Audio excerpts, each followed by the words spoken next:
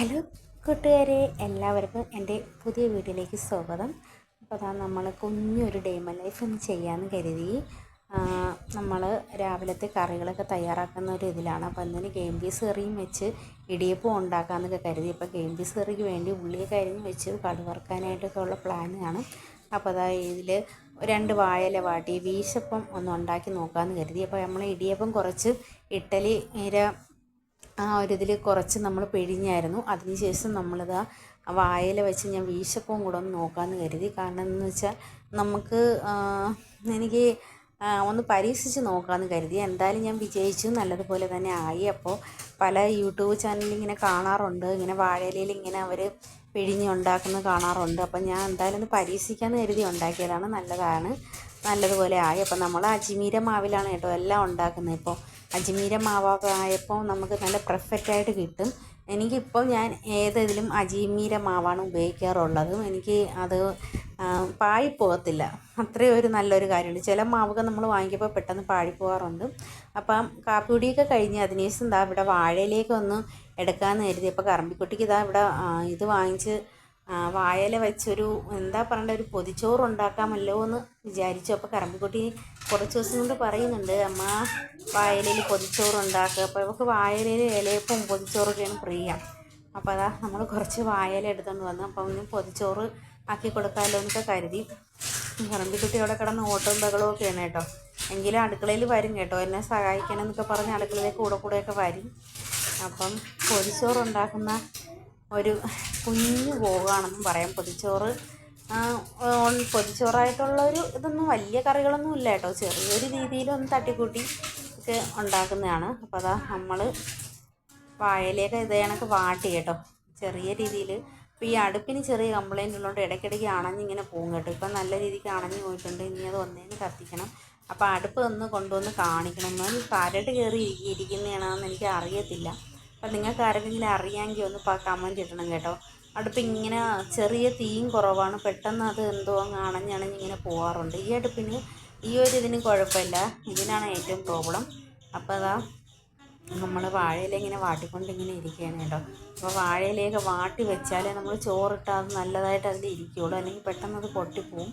അപ്പോൾ അതാ മുട്ട പൊരിക്കാനായിട്ടുള്ള പ്ലാനിൽ ഞാൻ പറഞ്ഞു. അപ്പോൾ കറമ്പിക്കുട്ടിയാണ് മുട്ട പൊരിക്കാമെന്ന് കയറിയത്. അപ്പം കറമ്പിക്കുട്ടി മുട്ട പൊരിക്കാനായിട്ടോ. അപ്പോൾ അവളാണ് പൊതിച്ചോറെന്ന് പറഞ്ഞ് എപ്പോഴും വിളിക്കണത്. അപ്പോൾ ഇങ്ങനെ മുട്ട ഇങ്ങനെ പൊരിച്ചുകൊണ്ട് ഇങ്ങനെ നിൽക്കുകയാണ്.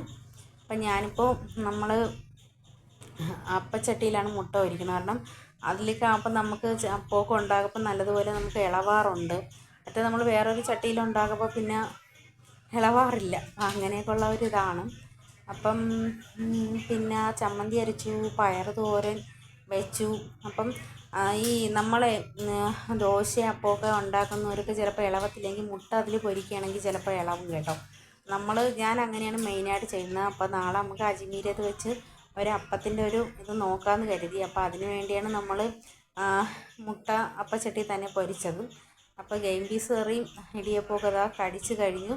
കുറച്ച് ഒരെണ്ണമൊക്കെ ബാക്കിയുള്ളൂ. ഇനി പാത്രം ഒന്ന് ക്ലീനാക്കി വെക്കണം. അപ്പോൾ അത് കാണുമ്പോൾ തന്നെ നിങ്ങൾക്ക് മനസ്സിലാവും, നല്ല പെർഫെക്റ്റായിട്ട് നമുക്കത് കിട്ടി.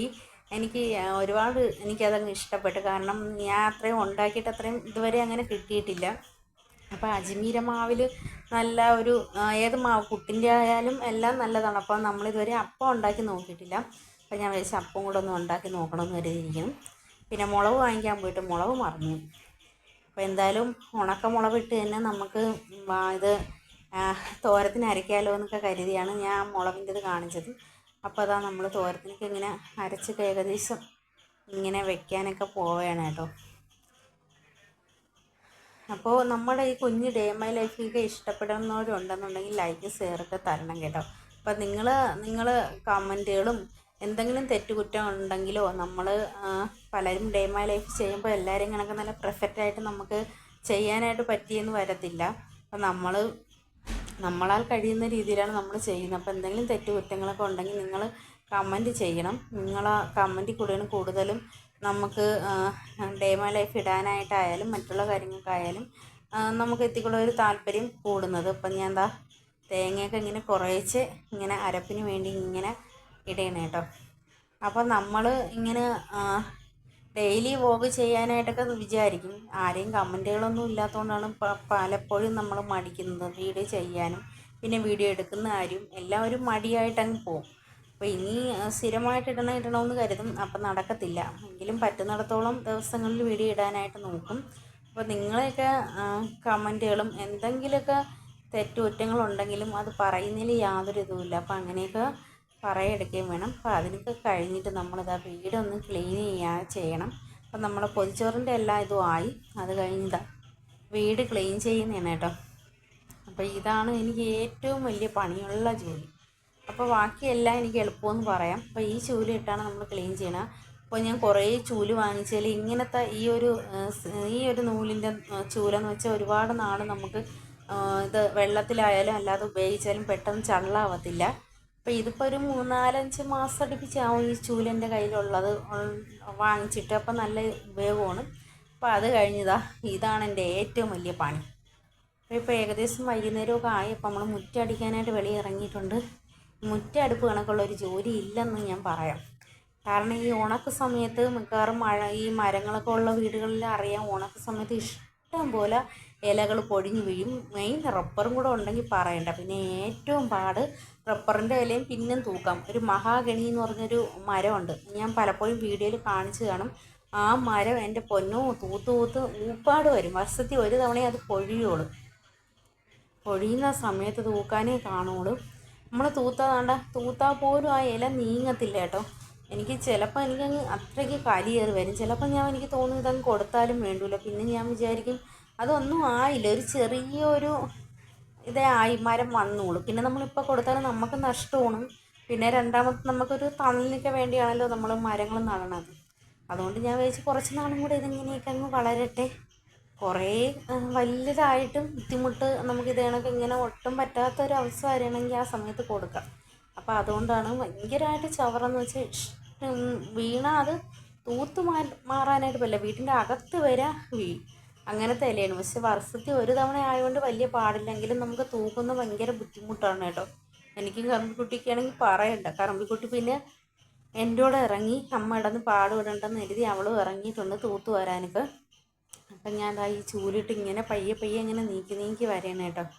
അപ്പോൾ എനിക്ക് ഒട്ടും വയ്യ. ഇത് അത്രയ്ക്ക് നമ്മൾ ഒരുപാട് കിടന്ന് കുനിഞ്ഞ് തൂക്കുമ്പം നമുക്ക് ഒരുപാട് നടുവേദനയാണ്. എനിക്ക് മെയിനായിട്ട് നടുവേദന ഉള്ള ആളാണ്. അപ്പോൾ ഒരുപാട് ഇങ്ങനെ കുനിഞ്ഞ് തൂക്കുമ്പം ഭയങ്കര ബുദ്ധിമുട്ടാണ്. എങ്കിലും ഞാൻ എങ്ങനെയെങ്കിലുമൊക്കെ തൂക്കും. പക്ഷെ നമുക്ക് എന്നും തൂക്കുന്ന കണക്കുള്ളൊരു അതല്ലല്ലോ. ഇപ്പോൾ ഇവിടെ ആണെങ്കിൽ നമ്മൾ ഇപ്പോൾ ഒരു ദിവസം തൂത്ത് ഇപ്പോൾ ഇങ്ങനെ ചവറ് പൊഴിയുന്നതുകൊണ്ട് നമുക്ക് എന്നും തൂത്താലേ പറ്റുള്ളൂ. ഇല്ലെങ്കിൽ നമുക്കിപ്പോൾ വലിയ ചവറില്ല തൂക്കാൻ, ഒന്ന് ഓടിച്ച് തൂത്താൽ മതി. ഇത് ഭയങ്കര ബുദ്ധിമുട്ടാണ്. പിന്നെ ഇങ്ങനെ കുറേശ്ശെയൊക്കെ ഇങ്ങനെ തൂത്തൊക്കെ ഇങ്ങനെ പോകുന്നു. അപ്പം നമ്മളെ ഇന്നത്തെ ഒരു ദിവസമൊക്കെ ഇങ്ങനെയൊക്കെയാണ് കേട്ടോ. നമ്മളൊരു കുഞ്ഞ് ഡേ മൈ ലൈഫ്, നമ്മളെ നാട്ടിൻപുറത്തൊരു കുഞ്ഞ് ഡേ മൈ ലൈഫ്. അപ്പോൾ എൻ്റെ വീഡിയോ ആർക്കെങ്കിലും ആദ്യമായിട്ട് കാണുന്നവരുണ്ടെങ്കിൽ ലൈക്ക് ചെയ്യണം. അപ്പോൾ അവരെ എന്നെ സഹായിക്കാനായിട്ട് ഇറങ്ങിയിട്ടുണ്ട് കുഞ്ഞുങ്ങളും. അപ്പോൾ നമുക്കിതാ അടുത്ത വീഡിയോ കാണാം. Okay, by.